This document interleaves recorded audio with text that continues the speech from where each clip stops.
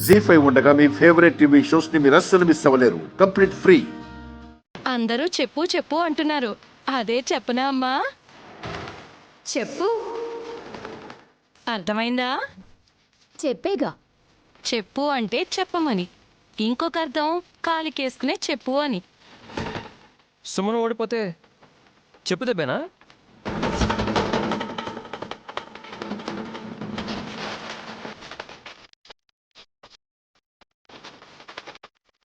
అంత పరుషమైన పని అమ్మ చేయదు.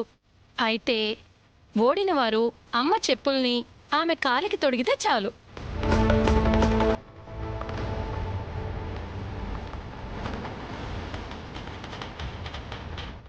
ఇలా అన్నారు, బాగుంది.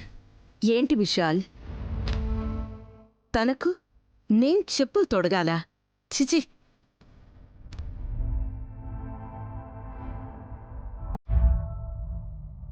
వద్దులే బాబుగారు, అత్తయ్య ఆడలేక ఓడలేక ఇలా చెప్తున్నారు.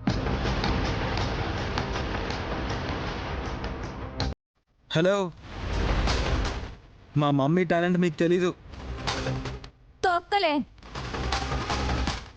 దమ్ముంటే ఆడి విశాలాక్షిని ఓడించాలి.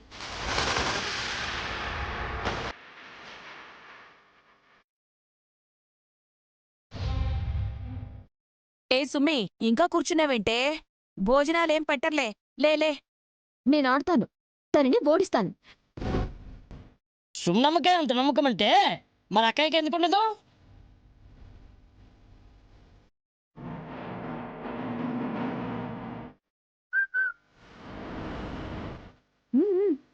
రే, ఏంటి ఆ సైగలు? అయ్యో రామా, వేరేలా అనుకోకండి అత్తయ్య. ఆడతారా లేదా అని సైగ చేశాను. ఖచ్చితంగా ఆడతాను. నాకు కావలసిన సమాచారం తెలుసుకుంటాను. ముందైతే సుమనను ఆడనివ్వు.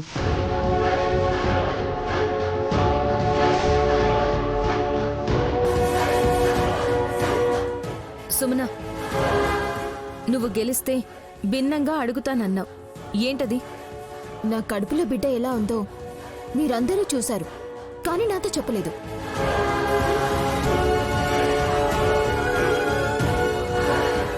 చెప్తే ప్రాణాపాయం అని స్వామివారు చెప్పారు కదా సుమన. మీరెవరూ చెప్పకండి బావగారు.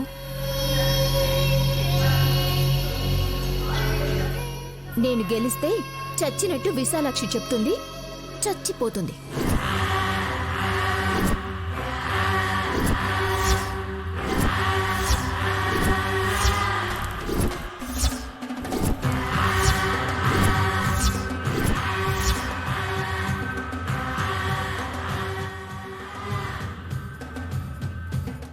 చెల్లి, ఏంటా మాటలు? మాటలు కాదక్క, మాట.